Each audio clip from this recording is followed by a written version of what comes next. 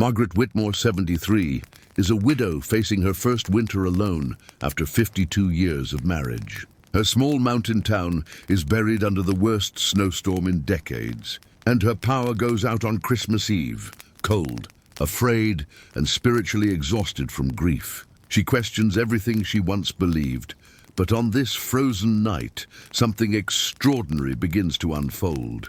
A mysterious stranger appears at her door, seeking shelter. A fire that shouldn't burn keeps blazing, and Margaret discovers that even in life's coldest, darkest moments, there's a light that never goes out, and he's been waiting to meet her by the fire all along. Through 6 nights of storytelling, divine encounters, and unexpected revelations, Margaret's frozen heart begins to thaw. She'll discover that Jesus doesn't just warm us from a distance. He sits with us in the cold, tends the fire, and reminds us we were never alone. The wind howled like a living thing outside Margaret Whitmore's window, rattling the old wooden frames with a fury she hadn't heard in all her 73 years. She pulled her late husband's cardigan tighter around her shoulders, the burgundy one that still smelled faintly of his aftershave, though he'd been gone 9 months now, and stared at the fireplace that hadn't held a flame in years. Decorative, the real estate agent had said when she and Harold bought this house 40 years ago. You'll never actually need it. The electric heat is excellent. Margaret gave a bitter laugh that turned into a cough. The electric heat had been excellent, right up until 2 hours ago, when the power lines came down under the weight of ice and snow. Now the house felt like a tomb, a cold, dark tomb on Christmas Eve. She'd watched the temperature drop on the old thermometer Harold had mounted by the back door, 68, 65, 62. It was 57 now, and her breath made little clouds in the dim light of the 2 emergency candles she'd found in the junk drawer. The radio, battery-powered, thank God for small mercies, crackled with the cheerful voice of the emergency broadcaster. All residents are advised to stay indoors. This is the worst Christmas Eve storm in Montana history. Power crews are working around the clock, but it may be several days before electricity is restored to all areas. If you have a fireplace, now's the time to use it. Stay warm, stay safe, and Merry Christmas, folks. Several days, Margaret looked at the fireplace again. She'd never built a fire in her life. Harold had always handled things like that, back when they'd lived in the old farmhouse with the wood stove. He'd handled everything, really, and now he was gone, and she was alone, and the cold was seeping through the walls like death itself. "I don't know what I'm doing, Harold," she whispered to the darkness. "I don't know what I'm doing anymore." The candles flickered. Outside, something metal crashed, probably Mrs. Chen's garbage cans blown over again. The whole world seemed to be coming apart. Margaret shuffled to the kitchen, her joints aching in the cold, and opened the cabinet where she kept her medicines. Blood pressure, cholesterol, the little white pills for anxiety that she'd needed ever since the funeral. She shook one into her palm, then another, then stopped. What was the point? The thought came unbidden, unwelcome, but there it was. Harold was gone. Her daughter lived 2,000 miles away in Phoenix with a busy life and children of her own. The church folks had been kind at first, but their visits had tapered off. Even God seemed far away now, distant as the stars she couldn't see through the storm clouds. She was alone, completely alone, and the cold was going to keep coming. Margaret put the pills back and closed the cabinet. Not tonight.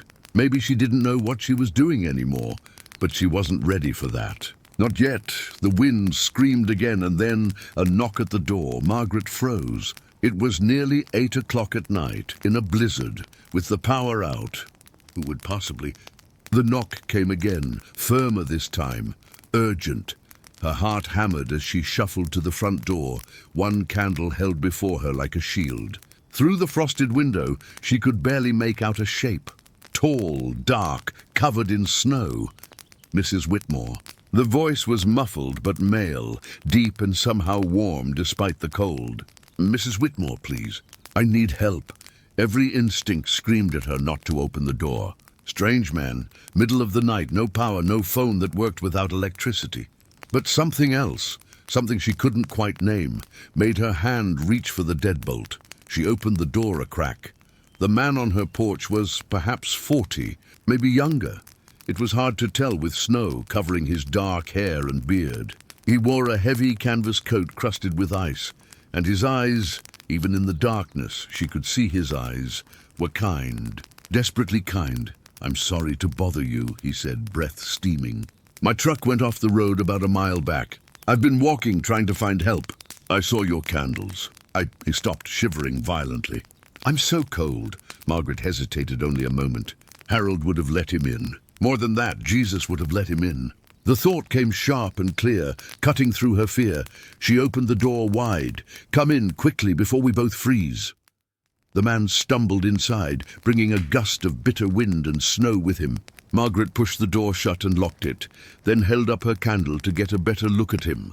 He was younger than she'd thought, mid-30s perhaps. His face was weathered but gentle, with smile lines around his eyes, despite his current distress. There was something about him that felt familiar, though she was certain they'd never met. "Thank you," he said, his voice rough. "Thank you so much. I thought I might—" He didn't finish, but she understood. "You're welcome. Though I'm afraid there's not much warmth to offer. The power's out, and She gestured helplessly at the cold, dark house. "I don't really know how to build a fire." The stranger looked at the fireplace, then back at her, and something shifted in his expression, like he'd just understood something important. "Would you like me to build you one?" he asked softly. I don't have any wood. It's been years since—" "Check the basement," he said, and there was something in his voice that made it sound less like a suggestion and more like a promise. "I think you'll find what we need," Margaret frowned. She hadn't been in the basement in months, not since Harold died. The stairs were too steep, her knees too unreliable, but something made her hand over the candle to the stranger and shuffle to the basement door. The steps creaked under her weight. The air below was even colder, musty with disuse.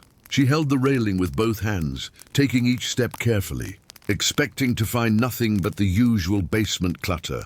Old boxes, broken furniture, Harold's tools gathering dust. But there, against the far wall, impossible but undeniable, was a neat stack of firewood. Split logs, kindling, even a bundle of newspaper. Enough to last for days. Margaret's hand flew to her mouth. It hadn't been there. She knew it hadn't been there.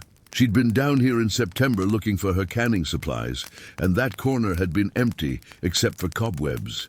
"Did you find it?" The stranger called down, and his voice was warm, so warm despite the cold. "Yes," Margaret whispered, her voice shaking. "Yes, it's here."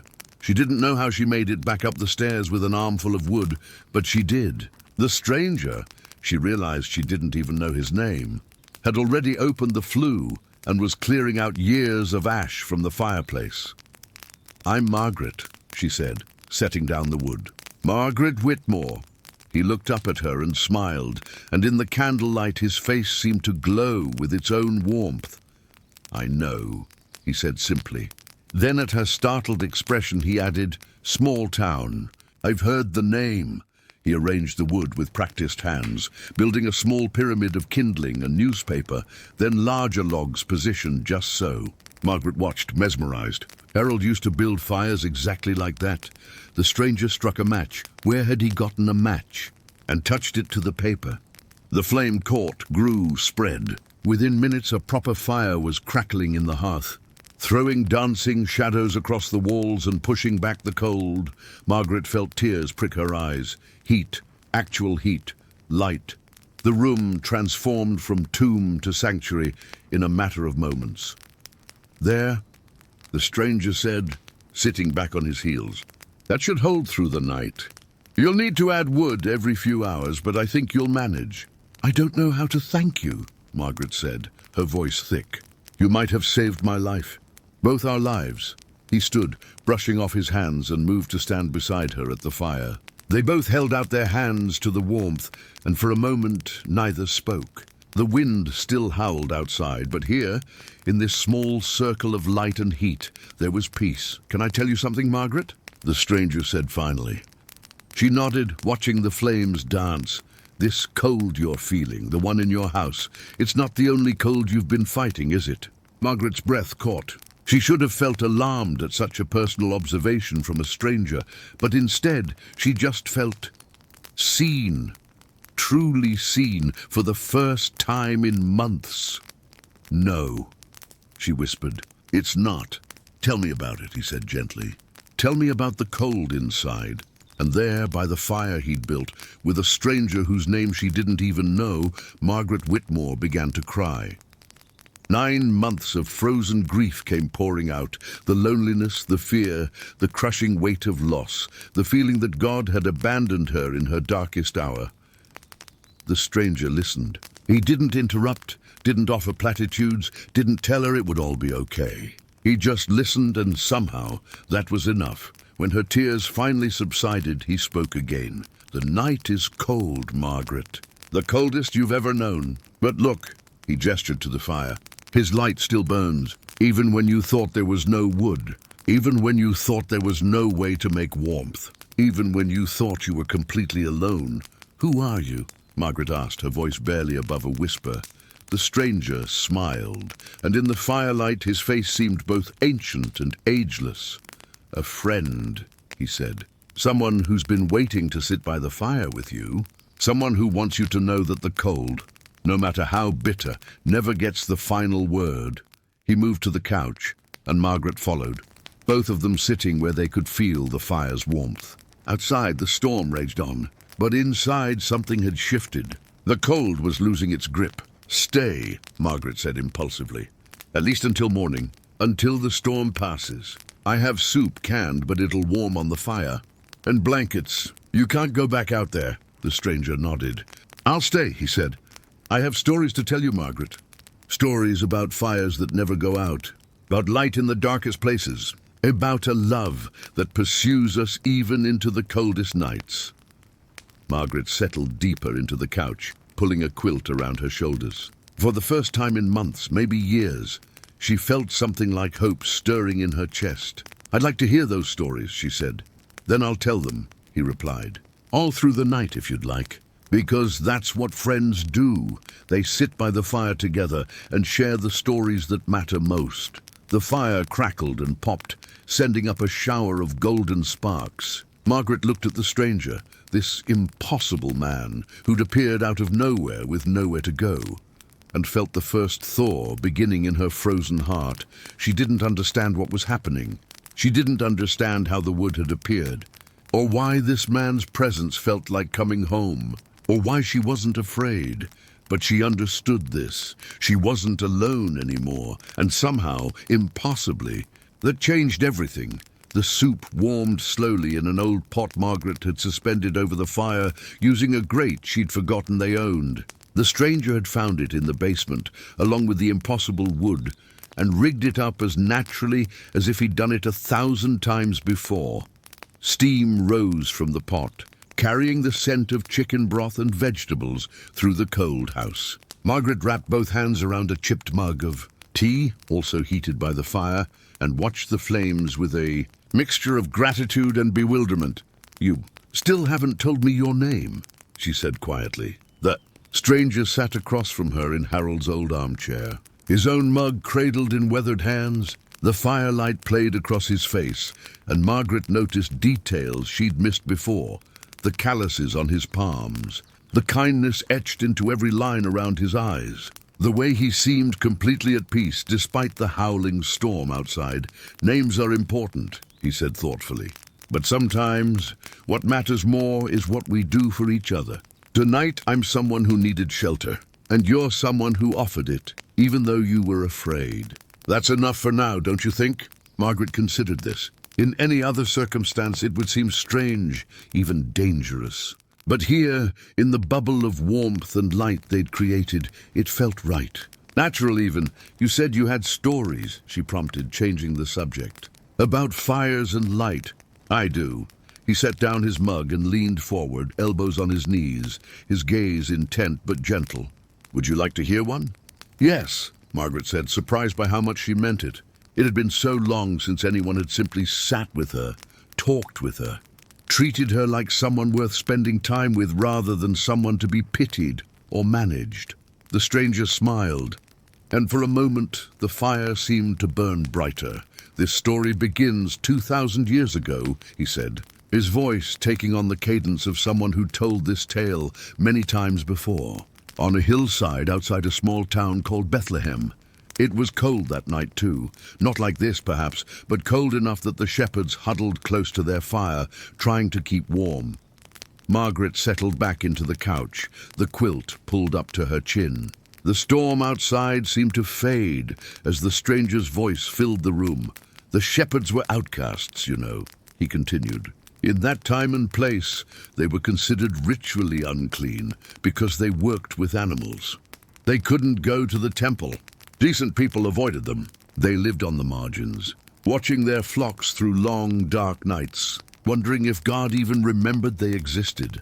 "I know the feeling," Margaret murmured. The stranger's eyes met hers with such understanding that she felt her breath catch. "I know you do," he said softly. "That's why I'm telling you this story." He turned back to the fire, and Margaret could almost see the ancient hillside reflected in the flames.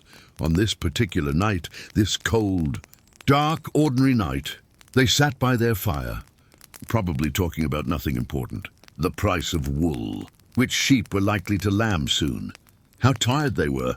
The same things people always talk about when they're trying to make the hours pass.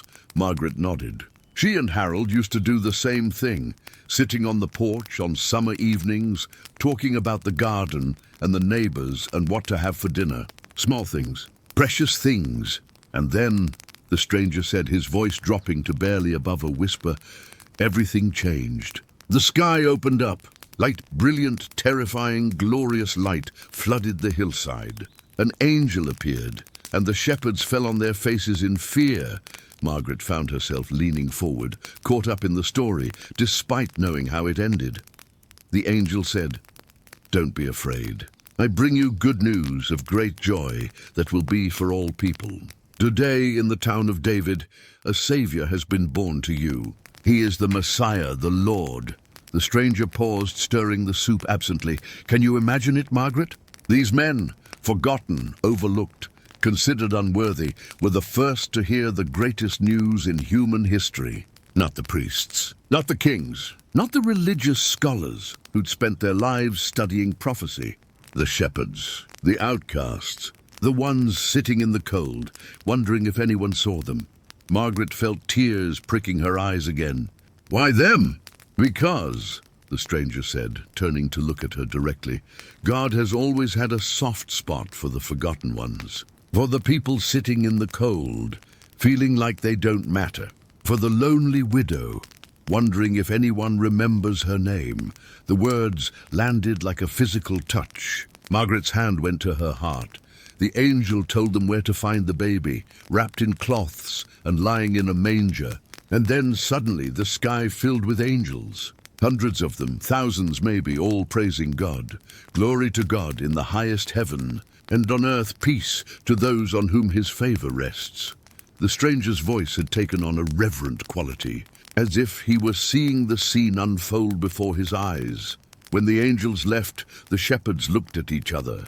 They could have said it was a dream, a shared hallucination brought on by the cold and exhaustion. They could have stayed by their fire where it was safe and warm, but they didn't. They said, "Let's go to Bethlehem and see this thing that has happened, which the Lord has told us about." They left their fire, Margaret said slowly. Understanding dawning. They left their fire, the stranger confirmed. They abandoned their comfort and safety to go seek the light that had come into the world. And when they found him, this tiny baby in a feeding trough, born to a poor young couple in a stable, they weren't disappointed. They worshipped. They spread the word. They went back to their flocks, glorifying and praising God for all they had heard and seen. He ladled soup into 2 bowls and handed one to Margaret. The warmth of the bowl in her hands felt like a benediction. "But here's the part of the story most people miss," he continued, settling back into his chair. "After that night, the shepherds went back to their ordinary lives, back to the cold hillsides, back to the night watches, Back to being overlooked and forgotten by respectable society. Margaret frowned. That seems anticlimactic, does it? The stranger took a sip of soup, his eyes twinkling in the firelight. Or did everything change, even though nothing appeared to change? I don't understand. They still sat by fires on cold nights, he explained. They still watched their sheep. They still dealt with the same hardships and the same social rejection. But now they knew something that changed everything, that God had not forgotten them, that he thought them worthy to receive the first announcement of his son's birth, that in a world that told them they were nothing, God said they were precious enough to receive a visit from heaven itself. He leaned forward, his voice intense. Don't you see, Margaret? The fire on the hillside didn't change, but everything about how the shepherds saw that fire changed. They were still in the cold, but they knew they weren't alone in it. They'd seen proof that God was with them, that their lives mattered, that their prayers had been heard. Margaret set down her soup bowl with trembling hands. You're saying, even though my circumstances haven't changed, even though Harold is still gone, and I'm still alone and the house is still cold, you're not alone, the stranger finished gently. You've never been alone, not for a single moment. The light came into the world, Margaret, and the darkness has never been able to put it out. Not 2,000 years ago, and not tonight. A log shifted in the fireplace, sending up a cascade of sparks. Margaret watched them rise and disappear up the chimney, and for the first time since Harold's death, she felt something other than emptiness. Is that why you're here? She asked quietly. To remind me I'm not alone? The stranger smiled, but he didn't answer directly. Instead, he said, eat your soup before it gets cold. And then, if you'd like, I have another story to tell you. They ate in companionable silence, the storm still raging outside, but somehow less frightening now. Margaret found herself studying her mysterious guest. The way he ate slowly, savoring each bite as if it were a feast rather than simple canned soup. The way his presence seemed to fill the room with warmth that had nothing to do with the fire. The way he looked at her as if she was someone worth looking at, worth listening to, worth sitting with on a cold Christmas Eve. The soup is good, he said, finishing his bowl. Thank you for sharing it. It's just Campbell's, Margaret said, embarrassed. Nothing special, isn't it, though? He set his bowl aside. Food becomes special when it's shared with someone who needs it. That's one of God's favorite miracles, taking ordinary things and making them sacred through love. Margaret thought about that while she collected the bowls and set them aside. When she returned to the couch, the stranger had added more wood to the fire. It crackled and blazed, pushing the cold even further back into the corners of the room. You know what the shepherds did after they saw Jesus? He asked, resuming his seat. You said they went back to their flocks. They did. But first, they told everyone what had happened. They couldn't keep it to themselves. They'd been to the fire, not just their ordinary fire on the hillside, but the fire that had come to earth. They'd encountered the light of the world, and it changed them so completely that they had to share it. He looked at Margaret with such intensity that she felt pinned in place. That's what happens when we really encounter him, Margaret. When we let him sit with us by the fire, when we hear his stories, when we let him warm our frozen hearts, we're changed. We can't help but be changed. The cold is still there. The night is still dark. But we carry the light inside us, and it makes all the difference. I want that, Margaret whispered, surprised by her own honesty. I want to feel that way again. I used to, when I was younger, when Harold was alive, when church was more than just going through the motions. I used to feel close to God. But now you feel forgotten, the stranger said. And it wasn't a question. Yes. He stood and moved to sit beside her on the couch. Not touching, but close enough that she could feel the warmth radiating from him. Margaret Whitmore, he said. And the way he spoke her name made it sound like a prayer. You are not forgotten. You have never been forgotten, not for 1 second. The same God who sent angels to overlooked shepherds sees you tonight, knows your pain, counts your tears, and he sent me here to tell you, you matter. Your story matters. Your grief matters, and you are loved beyond your wildest imagination. The tears came again, but this time they felt different, cleansing somehow. Like the first thaw after a long winter. How do you know? She asked through her tears. How can you possibly know that? The stranger reached out and gently took her weathered hand in his. His grip was warm, strong, and impossibly comforting. Because I know the one who made you, he said simply. And I know how he talks about you when you're not listening. I know the plans he has for you, the healing he's preparing, the purpose that's still ahead. The story isn't over, Margaret. Not even close. She wanted to believe him. Oh, how she wanted to believe him. But the doubts were still there, lurking in the corners of her mind, like the cold lurking in the corners of the room. I don't know if I have enough faith left, she admitted. You had enough to open the door, he said. You had enough to bring wood up from the basement. You had enough to let me build this fire. That's all you need, Margaret. Just enough faith to take the next small step. God does the rest. He released her hand and gestured to the fire. Look at it. Really look. What do you see? Margaret studied the flames. I see light, heat, life. Yes, and what does it do?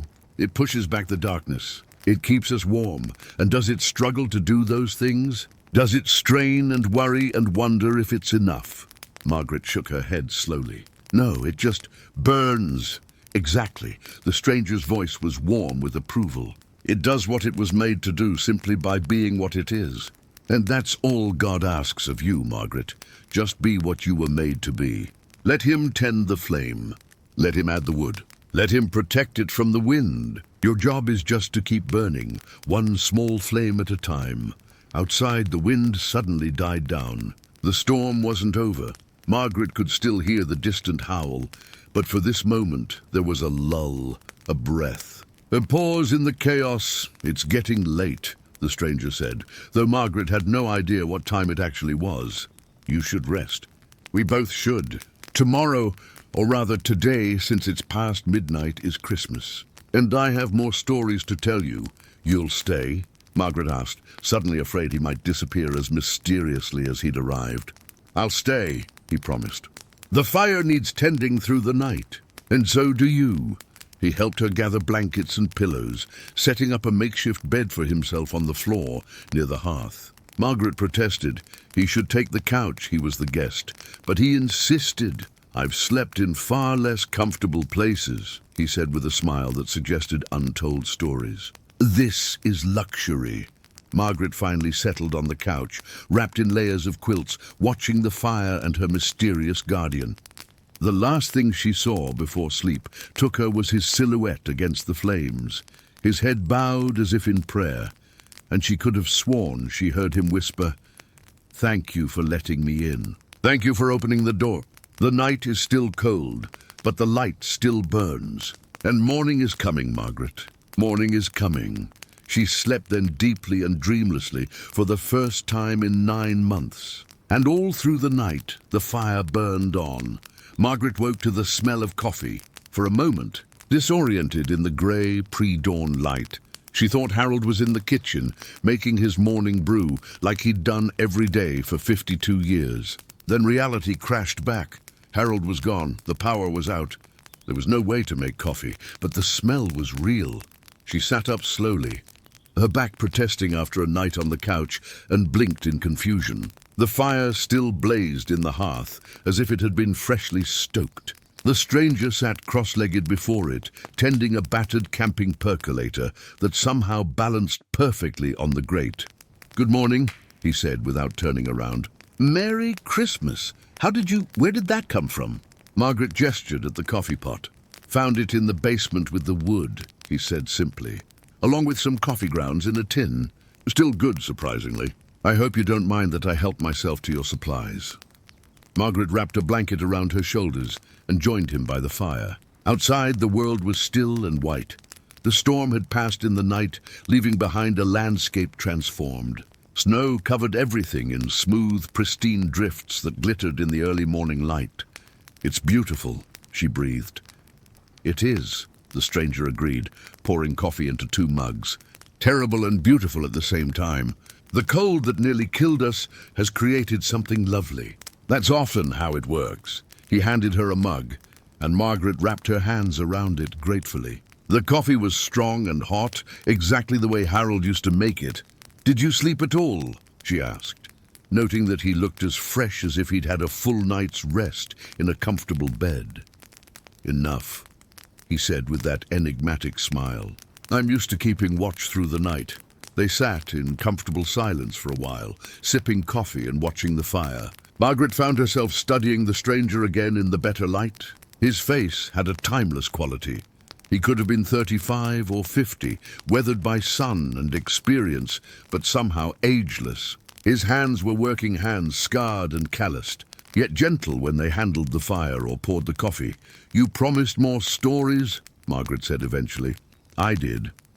He set down his mug and added another log to the fire. "Are you ready to hear one?" "Yes." "Then let me tell you about another outcast, another person who thought she'd been forgotten." He settled back, his eyes taking on that distant look that suggested he was seeing something far beyond this room. "Her name has been lost to history. We only know her as the woman at the well. But her story matters." Margaret leaned forward, drawn in by his voice. She lived in Samaria in a town called Sychar. She was alone, desperately alone, though she lived surrounded by people. 5 times married, 5 times divorced or widowed. Now living with a man who wouldn't marry her. Can you imagine the shame, Margaret? The whispers? The way other women would gather their children and cross the street when they saw her coming? "I can," Margaret said quietly, thinking of the well-meaning church ladies who'd stopped visiting, who probably whispered about her too. "Poor Margaret doesn't handle grief well. Best to give her space. She went to the well at noon," the stranger continued. "Not in the morning when it was cool and all the other women went together, laughing and talking and carrying their water jars on their heads. No, she went in the heat of the day when she knew she'd be alone. It was harder, the sun was brutal, the journey exhausting, but it was safer. No judgmental eyes, no whispered comments, just her and the well and the weight she carried." He paused to sip his coffee, and Margaret found herself holding her breath, waiting for what came next. On this particular day, she arrived at the well and found a man sitting there. A Jewish man, which was shocking enough. Jews and Samaritans hated each other. But when she approached, he did something even more shocking. He spoke to her. The stranger's voice dropped, becoming softer, more intimate. He said, "Will you give me a drink?" And just that. Simple words. But for her, they were revolutionary. Jewish men didn't speak to Samaritan women. Religious men didn't acknowledge women with her reputation. Yet here was this man, looking at her not with contempt or lust, but with interest, genuine interest. Margaret felt her throat tighten. She knew that feeling. The shock of being truly seen after believing yourself invisible. She tried to deflect, of course, the stranger continued. Said, "You're a Jew and I'm a Samaritan woman. How can you ask me for a drink?" Building walls, protecting herself. But he wouldn't let her hide. He said something that must have stopped her heart. "If you knew the gift of God and who it is that asks you for a drink, you would have asked him and he would have given you living water." "Living water," Margaret repeated softly. "Living water," the stranger confirmed. "Water that would quench the deepest thirst. Water that would spring up to eternal life." He was offering her something she didn't even know she needed. Not just physical water, but soul water. The kind that satisfies the desperate emptiness inside. He leaned forward, his eyes intense in the firelight. She was confused, naturally. She said, "Sir, you have nothing to draw with and the well is deep. Where can you get this living water?" I'm still thinking in practical terms. Still not understanding that he was offering something far more precious than H2O. "What did he say?" Margaret asked, though part of her already knew. This was a story she'd heard before, in Sunday school decades ago. But hearing it now, from this stranger's lips, it felt brand new. He told her, "Everyone who drinks this water will be thirsty again. But whoever drinks the water I give them will never thirst. Indeed, the water I give them will become in them a spring of water welling up to eternal life." The stranger's voice had taken on a quality that made the hair on Margaret's arms stand up. He spoke like someone who'd been there, who'd witnessed the conversation firsthand. "She wanted it," he continued. "Of course she wanted it." She said, "Sir, give me this water. so that I won't get thirsty and have to keep coming here to draw water. Still not fully understanding, but reaching for it anyway. Reaching for relief from her endless cycle of emptiness and shame. He stood and walked to the window, looking out at the snow-covered world. And then he did something that should have sent her running. He said, "Go, call your husband and come back," exposing her wound, bringing her shame into the light. She could have lied, should have lied by all conventional wisdom, but something in his eyes, in his voice, made her tell the truth. "I have no husband," she said. The stranger turned back to face Margaret, and here's where everything changed. He said, "You are right when you say you have no husband. The fact is, you have had 5 husbands, and the man you now have is not your husband. What you have just said is quite true." Margaret gasped. He knew everything about her. Everything, the stranger confirmed. Every mistake, every heartbreak, every shameful secret she thought she'd hidden. He saw it all, and he didn't condemn her. He didn't shame her. He simply acknowledged the truth with such gentleness that it broke through every wall she'd built. He returned to sit beside Margaret, close enough that she could see the emotion in his eyes. She tried to change the subject, asked about where people should worship, God, theology, safe topics. But he kept bringing her back to the essential thing. Finally, she said, "I know that Messiah is coming. When he comes, he will explain everything to us." The stranger's voice dropped to barely above a whisper, and then Jesus said to her, "I, the one speaking to you, I am he." Silence filled the room. Even the fire seemed to quiet, as if holding its breath. The Messiah, the stranger said softly, revealed himself first not to a priest or a king or a scholar, but to an outcast woman at a well at noon, to someone who'd made mistakes, someone who'd been rejected, someone who came to draw water alone because she couldn't face the judgment of the crowd. Margaret felt tears streaming down her face, though she couldn't have said exactly when they'd started. What did she do? She asked, her voice breaking. She left her water jar, the stranger said, and there was triumph in his voice. Left the very thing she'd come for, the thing that defined her daily existence, the burden she carried. She ran back to town, the town she'd been avoiding, and said to the people who'd shamed her, "Come, see a man who told me everything I ever did." Could this be the Messiah? He reached out and took Margaret's hand again, that same warm, strong grip. "Don't you see what happened, Margaret?" She went to the well carrying shame and hiding from people. She met Jesus there, the last person she expected to show her kindness. He saw everything about her, all her failures and pain, and instead of condemning her, he offered her living water. And she was so transformed that she became the first evangelist. She brought the whole town out to meet him. "Because she felt seen," Margaret whispered. "Because someone looked past her shame and saw her." "Exactly." The stranger squeezed her hand. "And here's what I want you to understand. Jesus didn't meet her at the temple. He didn't wait for her to clean up her life and come to him on holy ground. He went to her, to the well, in the heat of the day, in the middle of her ordinary, painful life. He pursued her, just like he pursues you." Margaret shook her head, the tears coming faster now. "But I'm not. I haven't done anything like she did. I've been faithful. I've gone to church. I've tried to be good." "And you're still thirsty," the stranger said gently. "Aren't you? Still coming to wells that don't satisfy. Still carrying water jars of grief and loneliness and fear. Still thinking that if you just work hard enough, pray hard enough, hold yourself together long enough, you'll finally feel okay again." The words hit like a hammer. Margaret crumpled forward, sobbing. All the months of trying to be strong, trying to be fine, trying to convince everyone, including herself, that she was managing. All of it collapsed like a house of cards. "I can't do this anymore," she gasped between sobs. "I can't carry this anymore. Harold is gone, and I'm alone, and I'm so tired of pretending I'm okay. I'm not okay. I'm drowning, and I don't know how to save myself, and God feels so far away." "He's not far," the stranger said, and his voice was thick with emotion. "He's right here, Margaret. Right here. He's been here all along, waiting for you to come to the well at noon. Waiting for you to stop pretending. Waiting to offer you living water. He moved closer, and Margaret felt herself enfolded in an embrace that was both human and somehow more than human. She cried against his shoulder while he held her, murmuring words she couldn't quite make out, but that soothed something deep in her soul. When the storm of weeping finally passed, Margaret pulled back, embarrassed by the wet patch on his shirt. "I'm sorry," she said. "I don't know what came over me." "Truth," the stranger said simply. "Truth came over you, and it's always messy before it's beautiful." He stood and poured more coffee, giving her time to compose herself. When he handed her the fresh cup, his expression was impossibly tender.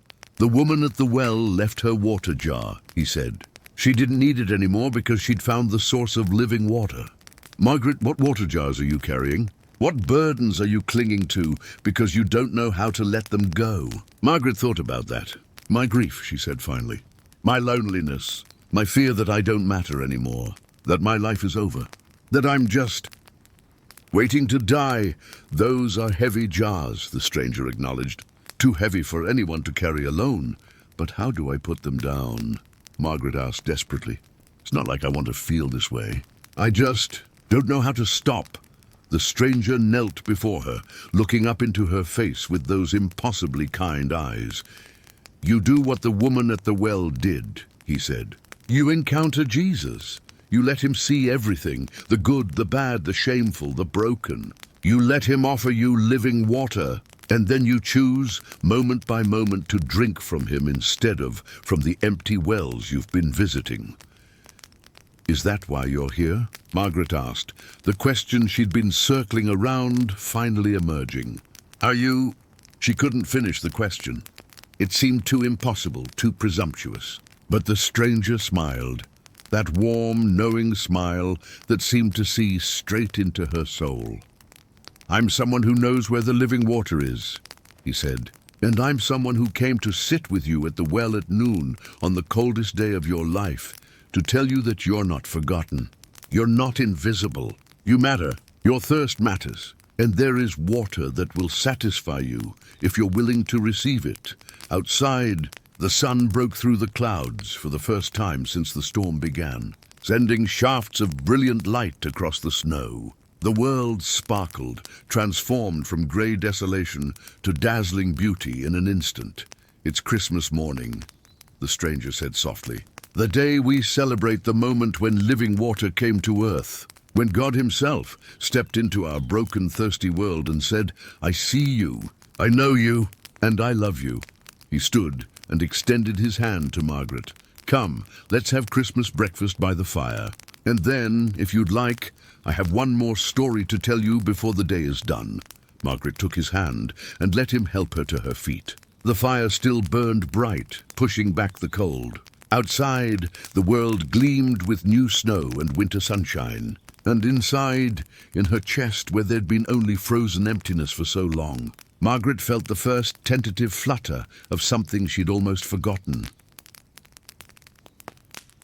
Hope. The living water was beginning to flow. They made breakfast together, a simple meal of oatmeal cooked over the fire, sweetened with honey the stranger had somehow found in Margaret's pantry. She'd forgotten it was there, a jar from 3 summers ago when she'd bought it at the farmer's market with Harold. The seal broke with a soft pop, and the golden sweetness inside was still perfect. "Things keep longer than we think," the stranger observed, stirring honey into both their bowls. "Especially the sweet things. They wait for the right moment to be discovered again." Margaret smiled at that. She was beginning to understand that nothing this man said was accidental. Every word carried weight, meaning layered beneath meaning. They ate watching the fire, and Margaret found herself studying the flames with new appreciation. 24 hours ago, this fireplace had been a cold, dark cavity, useless, forgotten, sealed off from its purpose.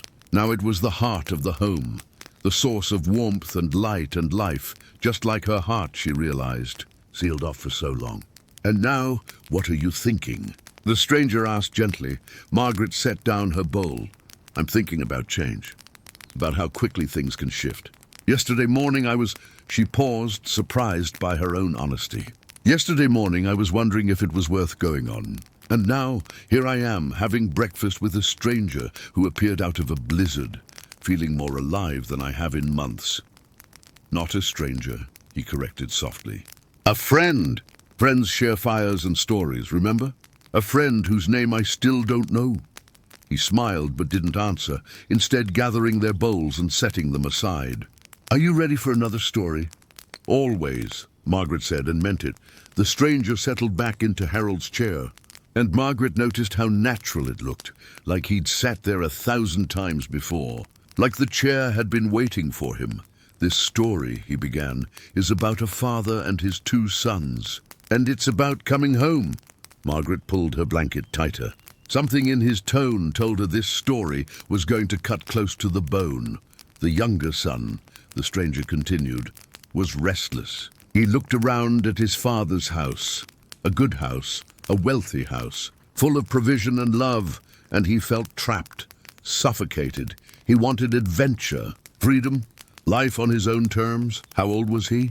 Margaret asked. Old enough to know better, young enough not to care.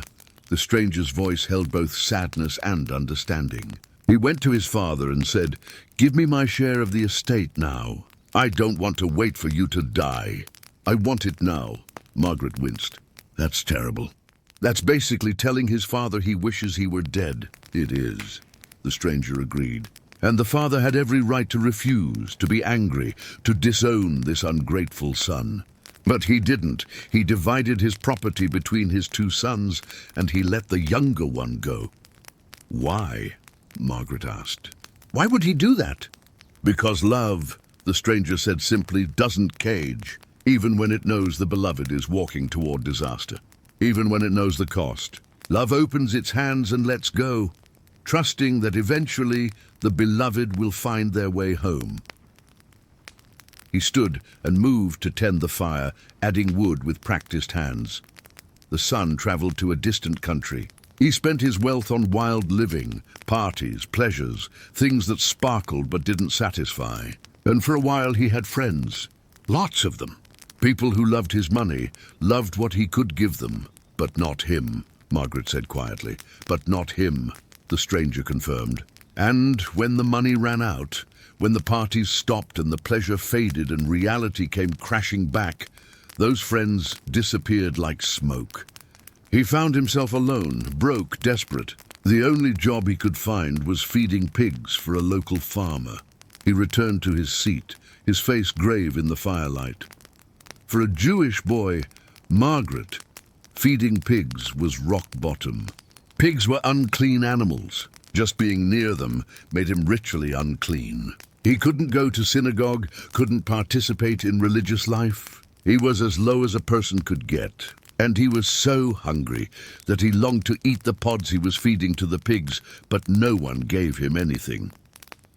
Margaret felt tears pricking her eyes, though she wasn't sure why. Maybe because she understood what it felt like to be that hungry, not for food, but for something to fill the emptiness inside.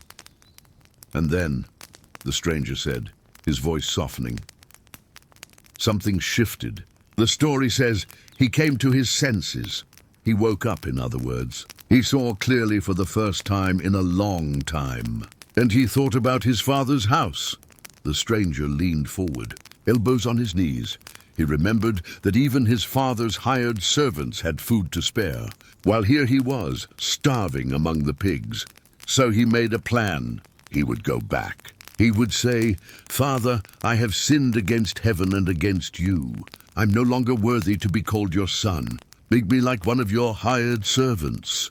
He was going to grovel, Margaret said. He was going to be honest, the stranger corrected gently. There's a difference. He wasn't manipulating or trying to earn his way back. He genuinely understood what he'd done, genuinely repented, and was willing to accept whatever place his father would give him, even if it was just as a servant.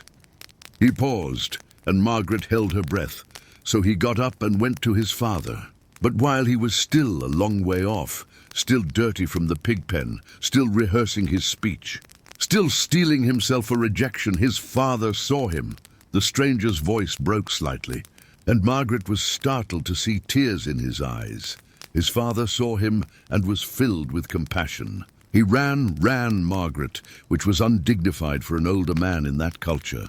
But he didn't care, ran to his son, threw his arms around him, and kissed him. Margaret felt her own tears spilling over. The son started his speech. "Father, I've sinned against heaven and against you. I'm no longer worthy to be called your son." But the father wasn't interested in the speech. He called to his servants, "Quick! Bring the best robe and put it on him. Put a ring on his finger and sandals on his feet. Bring the fattened calf and kill it. Let's have a feast and celebrate. For this son of mine was dead and is alive again. He was lost and is found." The stranger wiped his eyes unself-consciously. The son came home expecting judgment and got celebration instead. He came home expecting to be a servant and was reinstated as a son. He came home expecting his father to list all his failures, and instead his father threw a party. Margaret was openly weeping now. "Why are you telling me this story?" The stranger moved to sit beside her, and this time she didn't hesitate to take his hand.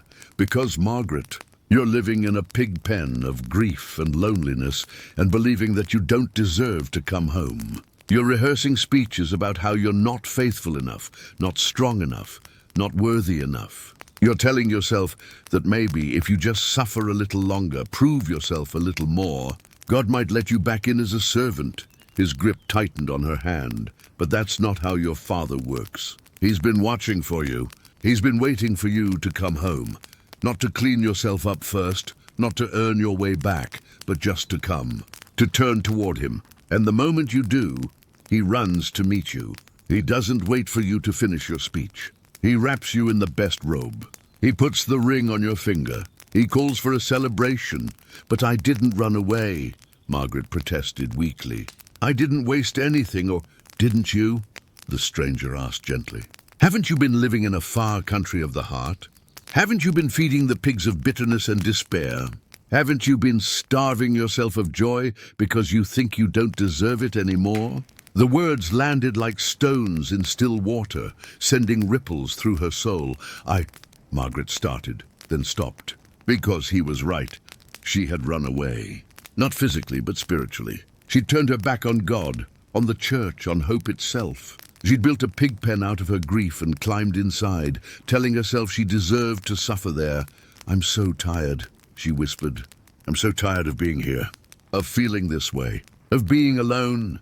"Then come home," the stranger said, and his voice was thick with emotion. "Margaret, come home. Your father is watching for you. He's waiting to run to you. He doesn't care that you've been angry with him. He doesn't care that you've doubted. He doesn't care that you've been living in the cold and the dark. He just wants you home." "I don't know how," Margaret said desperately. "I don't know how to come home. I don't even know if I remember the way." The stranger smiled through his tears. "It's not complicated. You just take one step toward him. Just one. That's all it takes to set everything in motion. The Father does the rest. He runs to meet you. He covers the distance. He brings you home." Margaret closed her eyes, and in her mind, she saw herself, not as the young son in the story, but as a tired, broken old woman sitting among the ruins of her life, hungry, alone, ashamed. "I want to come home," she whispered. "I do, but what if he's disappointed in me? What if I've failed too badly?" "Look at me," the stranger commanded gently, and Margaret opened her eyes. His face was radiant with joy and tears. "There is no failure big enough, no distance far enough, no pig pen deep enough to separate you from your Father's love. Nothing, not death, not life, not grief, not doubt, not even your own stubbornness can separate you from the love of God." He cupped her face in his hands, and Margaret felt warmth flow through her like electricity.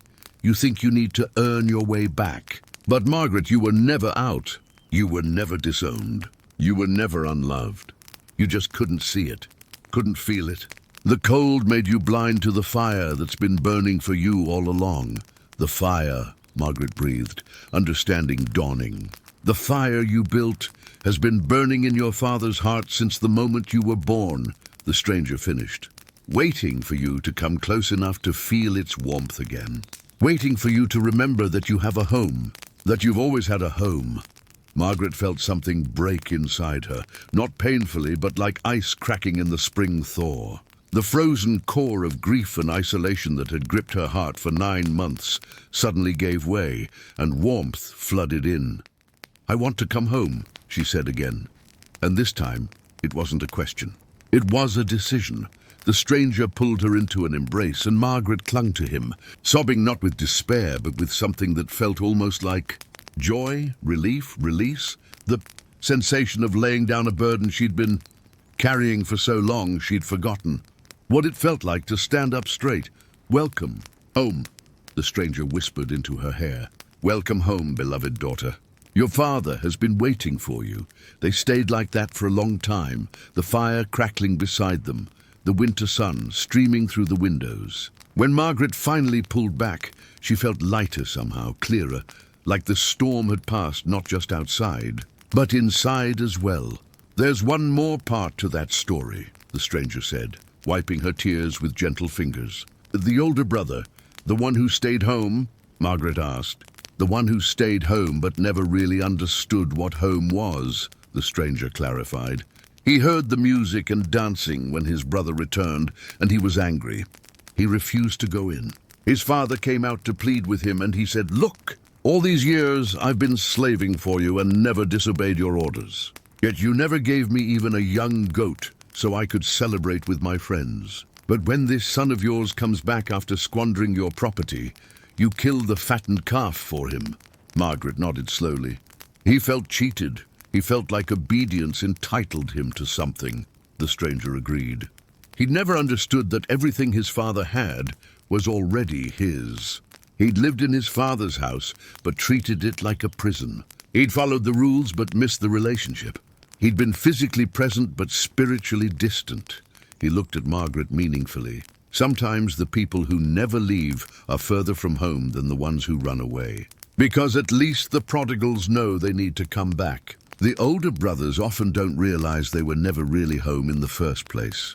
Margaret thought about all those years of faithful church attendance, of going through the motions, of checking the boxes. Had she been home? Or had she been like the older brother, present but not engaged, obedient but not joyful, following rules but missing the relationship? The father said to the older brother, the stranger continued, "My son, you are always with me, and everything I have is yours." But we had to celebrate and be glad, because this brother of yours was dead and is alive again. He was lost and is found. He stood and moved to the window, looking out at the sparkling snow. God wants both sons home, really home, not just physically present but heart engaged, not just following rules, but celebrating relationship, not just surviving but thriving in the warmth of his love. Margaret joined him at the window. The world outside looked reborn, washed clean by snow and sun, beautiful in a way that took her breath away. "I think," she said slowly, "I've been a little bit of both sons. I ran away in my heart when Harold died. But before that, I think I was going through the motions, present but not really there. And now?" the stranger asked. Margaret looked at him. This mysterious man who'd appeared out of a blizzard with stories that pierced her soul, and smiled through her tears. "Now I want to really come home. Not just to church or religion or going through motions, but to my father. To the fire, to joy and relationship and life." The stranger's answering smile was like the sun breaking through clouds. "Then that's exactly what you'll do," he said. "One step at a time, one moment at a time. Coming home to the father who's been running toward you all along." The fire popped behind them, sending up a shower of sparks. Outside, a bird began to sing. The first bird Margaret had heard in days. And inside, in the deepest part of her heart, Margaret felt the warmth spreading, the ice melting, the long winter of her soul finally beginning to thaw. She was coming home. The afternoon sun slanted through the windows, painting the room in shades of gold and amber. Margaret had dozed off after lunch, another simple meal shared by the fire. And when she woke, the stranger was standing at the window, his silhouette backlit by the brilliant winter light. For a moment she just watched him. There was something about the way he stood, the set of his shoulders, the tilt of his head that tugged at something deep in her memory. She'd seen someone stand like that before, but where? When? "The plows have been through," he said without turning around. "I can see their tracks on the main road. The power crews won't be far behind." Margaret felt a strange pang in her chest. The power returning meant life going back to normal. It meant this strange, sacred interlude would end. It meant, "You'll leave," she said, and was surprised by the grief in her voice. The stranger turned, and the light behind him made it hard to see his face clearly. "Would you like me to stay a little longer?" "Yes," Margaret said without hesitation. "Please. You said you had more stories." He moved away from the window, and Margaret could see his face again. Those kind eyes. That gentle smile that seemed to hold all the sorrow and joy of the world. "I have one more," he said. "The most important one. Are you ready?" Margaret nodded, settling deeper into the couch. The fire crackled beside them, faithful companion through this long, transformative day. The stranger sat down, but this time he didn't take Harold's chair. He sat beside Margaret on the couch, close enough that their shoulders almost touched. "This story," he began, his voice different now, deeper, more intimate, weighted with significance, "takes place on a road, a 7-mile road between Jerusalem and a village called Emmaus." Margaret felt her breath catch. She knew this story. Every Christian knew this story, but somehow she knew it was going to sound different coming from his lips. "It was the first day of the week," the stranger continued, 3 days after the crucifixion. 2 disciples were walking away from Jerusalem, away from the other believers, away from everything they'd hoped for. They were devastated, confused. Their teacher, the one they'd believed was the Messiah, had been executed like a common criminal. All their dreams had died with him on that cross. His voice was thick with emotion, and Margaret realized he was crying, silent tears tracking down his cheeks. They were talking about everything that had happened, he continued, trying to make sense of it, trying to understand how everything had gone so wrong. And as they talked and discussed, Jesus himself came up and walked along with them. Margaret's heart began to pound, but they were kept from recognizing him, the stranger said. Their grief was too heavy, their disappointment too deep. They couldn't see him even though he was right there, walking beside them. He turned to look at Margaret directly, and in the firelight his face seemed to shimmer.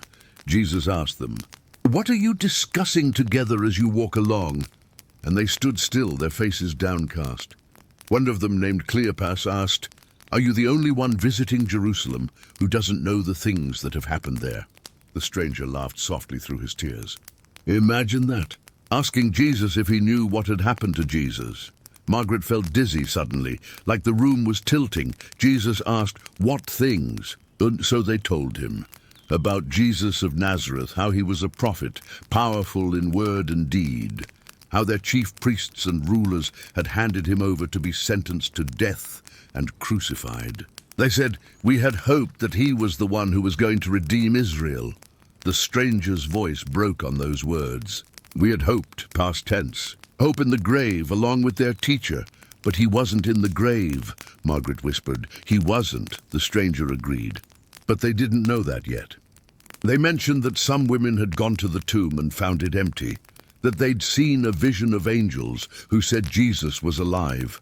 But they themselves hadn't seen him. They couldn't bring themselves to believe it was true. He stood and moved to the fire, staring into the flames. And then Jesus did something beautiful. He didn't immediately reveal himself. Instead, he said, "How foolish you are and how slow to believe all that the prophets have spoken. Did not the Messiah have to suffer these things and then enter his glory?"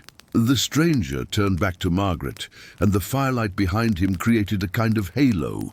Then, beginning with Moses and all the prophets, he explained to them what was said in all the scriptures concerning himself. For 7 miles, Margaret, 7 miles of walking together, talking together, Jesus opening the scriptures and showing them how everything, all the old stories, all the prophecies, all the promises, pointed to him. Margaret felt tears streaming down her face, though she couldn't have said exactly why.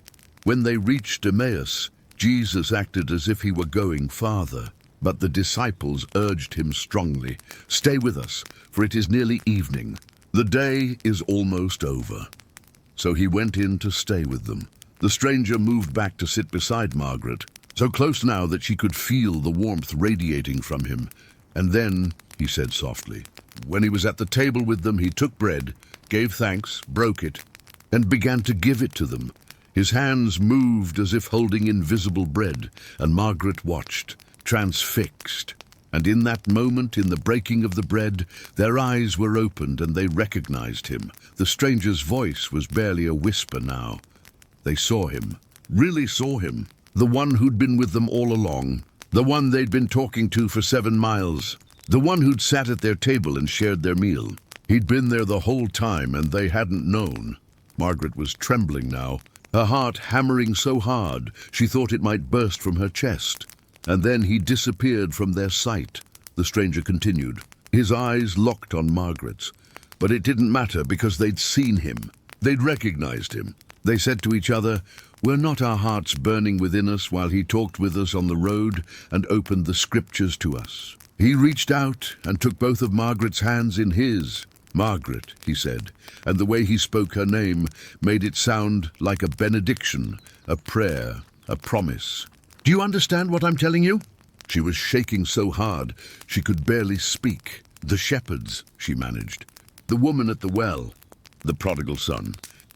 All this time you've been walking with you, he finished gently. Sitting with you. Sharing stories by the fire. Opening the scriptures to you. Making your heart burn within you. Margaret stared at him, really looked at him for the first time. And suddenly she saw not just the stranger who'd knocked on her door in a blizzard, but something more, someone more. The kindness in his eyes wasn't just human kindness. The warmth in his presence wasn't just human warmth. The way he'd known her, seen her, loved her, Jesus. She breathed, the word barely a sound. The stranger, no, not a stranger, not anymore, maybe never had been, smiled. And his face seemed to shine with a light that had nothing to do with the fire. You opened the door, he said softly. On the coldest night of your life, when you were alone and afraid and had given up hope, you heard a knock and you opened the door. And I came in. I've been here all along, Margaret. I've never left you, not for a moment, not even when you couldn't feel me, couldn't see me, couldn't believe I still cared. Margaret fell forward into his arms, sobbing so hard she couldn't breathe.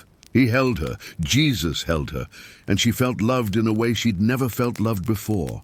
Seen in a way she'd never been seen. Known in a way that should have been terrifying, but was only wonderful. The wood in the basement, she gasped between sobs. The coffee, the stories, the fire that kept burning. I provide, Jesus said simply, stroking her hair. I always have. Sometimes in ways you recognized, often in ways you didn't. But I've been there, Margaret. Every step, every tear, every lonely night. I've been there. She pulled back to look at him, and now that she knew, now that her eyes were opened, she couldn't understand how she'd missed it. The nail scars on his hands, the way his face held both suffering and joy, the depth of love in his eyes that no ordinary human could possess. Why? She asked. Why did you come? Why me? Because you were cold and alone, Jesus said, as if it were the most obvious thing in the world. Because you thought you'd been forgotten. Because I love you, Margaret Whitmore, and I wasn't going to let you sit in the cold another moment if I could help it. He cupped her face in his scarred hands.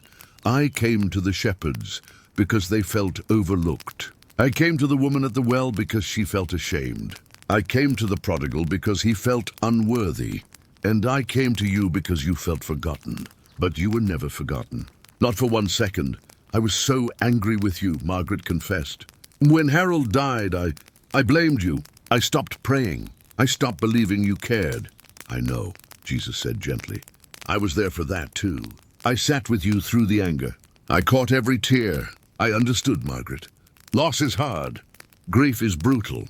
And sometimes the people who love me the most are the ones who feel most betrayed. When life doesn't go the way they hoped, he brushed away her tears with his thumbs. But anger doesn't separate you from my love. Nothing can separate you from my love.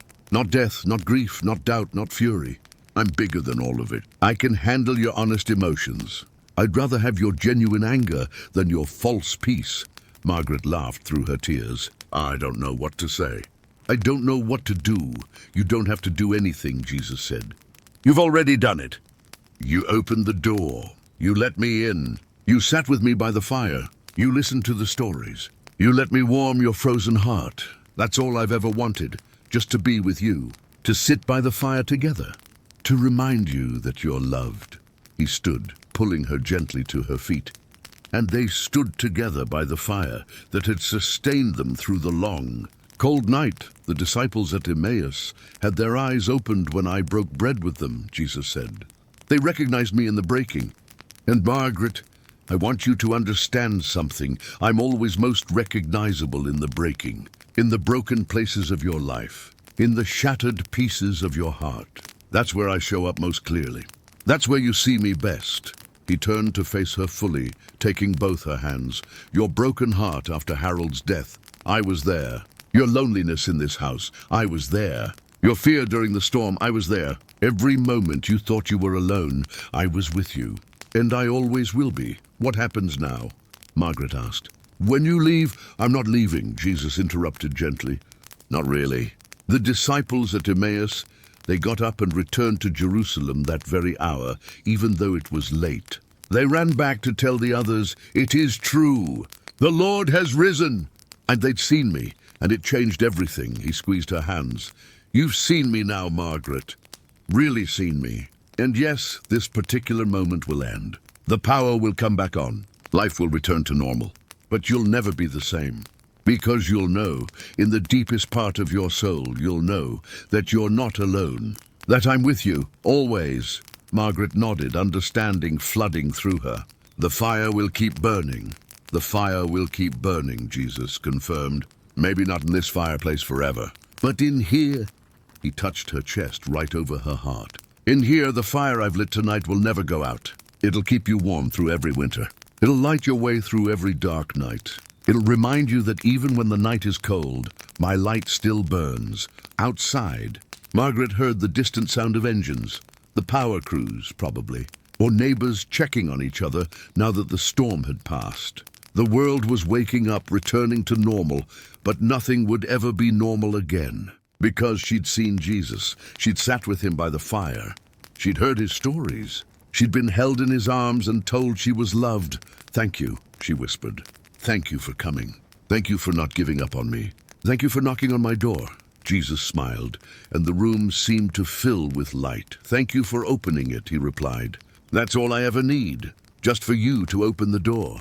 I'll take care of the rest."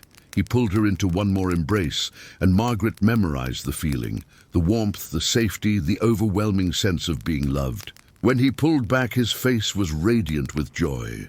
"The night was cold, Margaret," he said. "The coldest you've ever known. But my light kept burning, and it always will, for you. For everyone who opens the door and lets me in." Margaret nodded, unable to speak past the lump in her throat. "Now," Jesus said, his tone becoming lighter, more practical, "I think we should add some wood to this fire. You'll need it to last a bit longer, until the power comes back. And then, well, then you'll have a story to tell, won't you?" They tended the fire together, adding logs, arranging them just so. And as they worked, Margaret felt joy bubbling up inside her, real joy. Not the forced happiness she'd been trying to manufacture for months, but genuine, deep-rooted joy that came from knowing she was loved.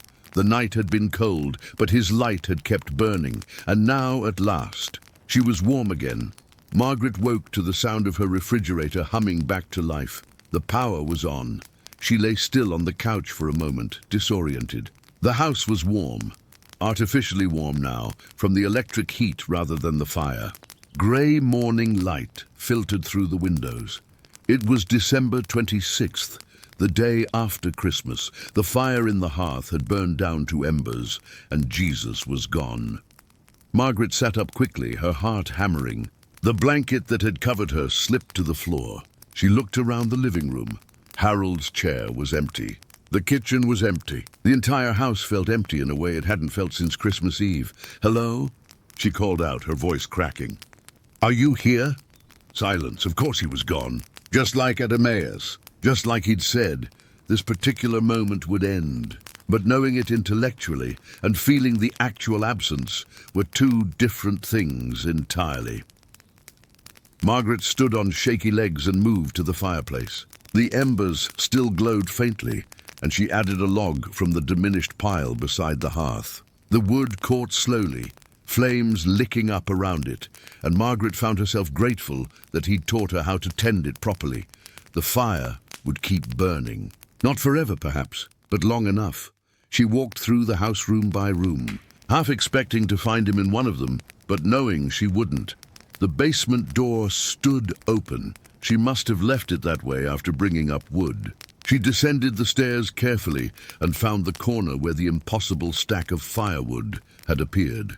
It was empty now. Every piece of wood accounted for, either burned in the fire or stacked beside the hearth upstairs. No evidence that it had ever been there, except for Margaret's memory and the warmth that had kept her alive through the coldest night. She climbed back upstairs and went to the kitchen. The coffee pot sat on the counter, a regular electric percolator, not the camping one he'd used. Had that even existed? Or had she dreamed it? But no, she couldn't have dreamed all of it. The fire was real. The warmth was real. The stories were real. And the change in her heart, that was most real of all. Margaret filled the coffee pot with water and grounds, her hands moving through the familiar ritual. While it brewed, she looked out the window at the transformed world. The sun was rising, painting the snow in shades of pink and gold. Neighbors were emerging from their houses, shoveling driveways, checking on each other. Life returning to normal, but she would never be normal again.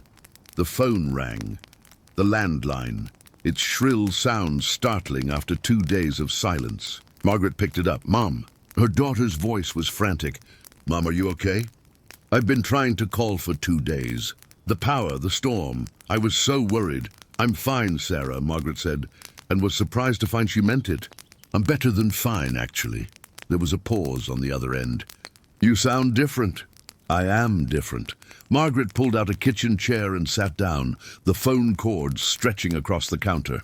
"Something happened, Sarah. Something extraordinary." "What do you mean? Are you hurt? Did something happen to the house?" "No, nothing like that. Margaret paused, trying to find the words. "How did you explain that Jesus had knocked on your door in a blizzard? That he'd sat with you by the fire and told you stories? That he'd held you while you cried and reminded you that you were loved?" "I had a visitor," she said finally. "On Christmas Eve, someone who needed help." She told Sarah the story, or a version of it anyway, about the stranger at the door, the wood in the basement, the fire that kept them warm through the storm, about the stories he'd told and how they'd somehow pierced through months of grief and loneliness. She didn't say it was Jesus, not directly. Sarah would think she'd lost her mind, and maybe she had.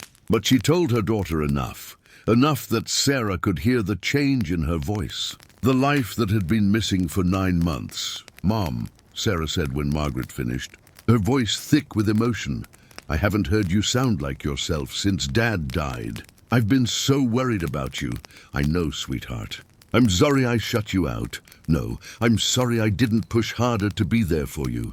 Phoenix is so far, and with the kids and work, but that's not an excuse. You're my mother. You shouldn't have been alone." "I wasn't alone," Margaret said softly, looking at the embers glowing in the fireplace. "I thought I was, but I wasn't, not really. Not ever." They talked for another 20 minutes, about Christmas, about the kids, about Sarah maybe visiting in the spring. When Margaret finally hung up, her coffee was ready, and the house felt less empty somehow.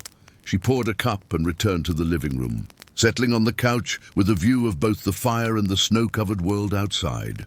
The house was warm now from the electric heat, but Margaret found herself gravitating toward the fireplace anyway. Something about it felt sacred, holy, a thin place where heaven and earth had touched. There was a knock at the door.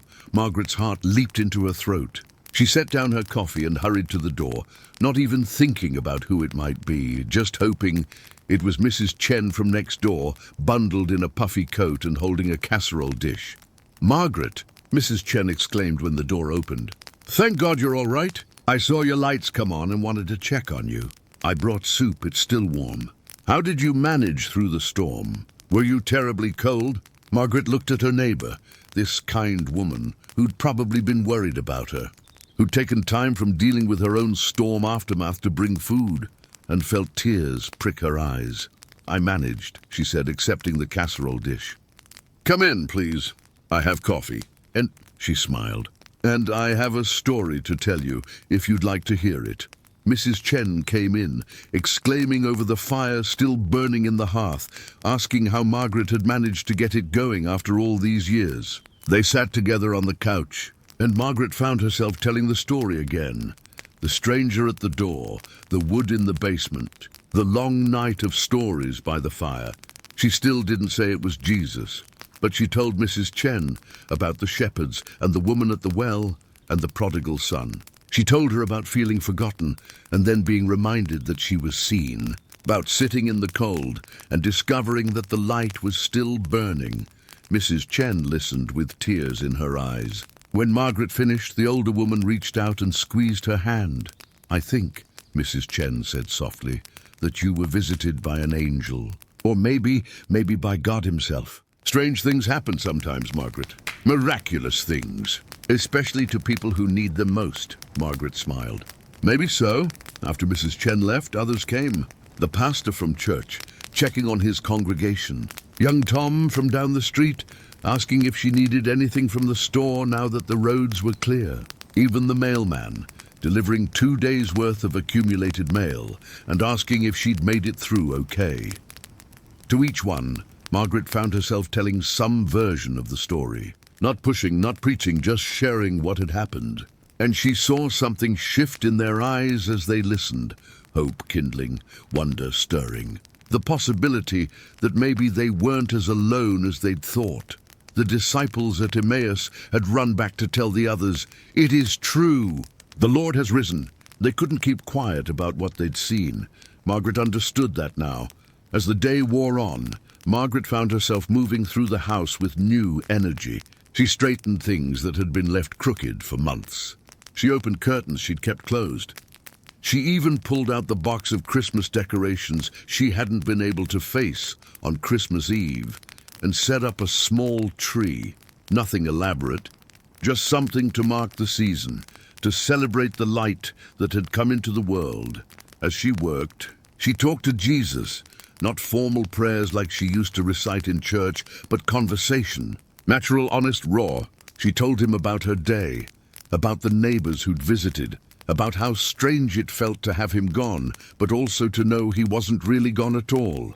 And she felt him with her, not visibly, not the way he'd been on Christmas Eve, but present nonetheless, in the warmth of the fire, in the kindness of neighbors, in the sudden urge to call Sarah back and tell her she loved her, in the peace that had settled over her heart like fresh snow. The fire will keep burning, he'd said, in here. And it was true. She could feel it, a warmth in her chest that had nothing to do with the temperature of the room, and everything to do with knowing she was loved. As evening approached, Margaret made herself a simple dinner and ate it by the fire. The house was quiet but no longer lonely, full of presence even in the absence of another person. She thought about Harold, really thought about him for the first time in weeks, without the thought being pure pain. She missed him. God, she missed him. But the grief had shifted somehow. It was still there, still real, but it no longer felt like drowning, more like remembering, honoring, loving someone who'd moved ahead to the next room, while she remained in this one for a while longer. "Thank you," she whispered to Harold's memory. "Thank you for 52 beautiful years. Thank you for loving me. Thank you for teaching me how to build a life with someone. I'll see you again someday. But until then, I think I'm going to be okay." The fire crackled in agreement. As full darkness fell, Margaret added more wood to the fire and settled on the couch with Harold's old cardigan wrapped around her shoulders. She'd keep the fire burning through one more night, not because she needed it for warmth anymore, but because she wanted it. Because it reminded her. Because it was holy. She picked up the Bible from the coffee table, dusty from months of neglect, and opened it to Luke 24. The Emmaus Road story. She read it slowly, carefully, and now every word seemed to glow with new meaning. Were not our hearts burning within us while he talked with us on the road and opened the scriptures to us? Yes, Margaret thought. Yes, that's exactly what it felt like. My heart burning within me, coming back to life, thawing after a long, cold winter. She read on, through the rest of Luke into the beginning of John. In the beginning was the Word, and the Word was with God, and the Word was God. He was with God in the beginning. Through him all things were made. Without him nothing was made that has been made. In him was life, and that life was the light of all mankind. The light shines in the darkness, and the darkness has not overcome it. The light shines in the darkness. Margaret looked at the fire, watching the flames dance and leap. The night was dark outside her windows, properly dark now, the kind of winter darkness that used to terrify her. But inside the light burned on, and she was not afraid. She thought about the year ahead, the loneliness that would still come in waves, the grief that would still ambush her at unexpected moments, the challenges of being an elderly widow in a world that moved too fast and cared too little. But she also thought about the fire burning in her heart, about the stories that had reminded her who she was and whose she was, about the truth that she was never, ever alone, not for a single moment, not even when she couldn't feel his presence. The night might be cold, but his light still burned, and that changed everything. Margaret stayed up late into the night, tending the fire, reading scripture, praying, really praying for the first time in months. Not reciting words, but having a conversation, telling Jesus about her fears and hopes and plans, thanking him for coming to her door, for not giving up on her, for sitting with her through the coldest night and reminding her that she mattered. When she finally banked the fire and headed to bed well past midnight, she paused in the doorway to look back at the living room. The embers still glowed softly in the hearth. The room held the lingering scent of wood smoke and coffee. Everything looked ordinary, just a normal living room in a normal house. But Margaret knew better. This was the room where she'd sat with Jesus, where she'd been held while she cried, where she'd heard stories that saved her life, where she'd learned that even when everything feels cold and dark and hopeless, the light is still burning. She would never forget. "Good night," she whispered to the empty room that wasn't empty at all. "Thank you for staying with me. Thank you for the fire. Thank you for everything." And though she heard no audible response, she felt the warmth in her chest, the fire he'd lit, burning steady and true. The night was cold, but his light still burned.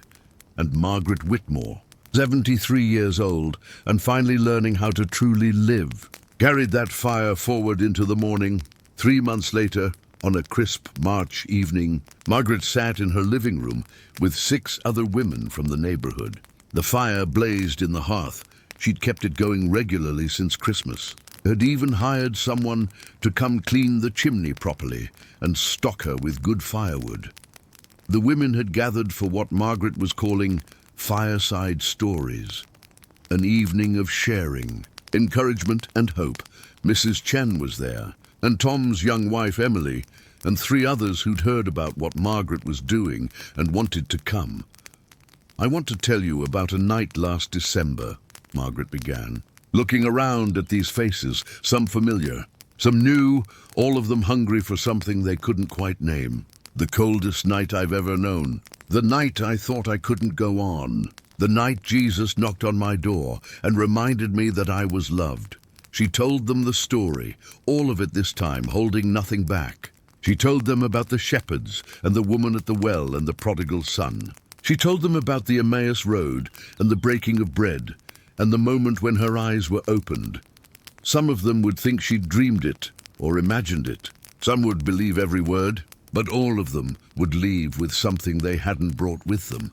A spark of hope, a flicker of warmth, the beginning of belief that maybe, just maybe, they weren't as alone as they'd thought, because that's what happens when you encounter the light. You can't help but share it.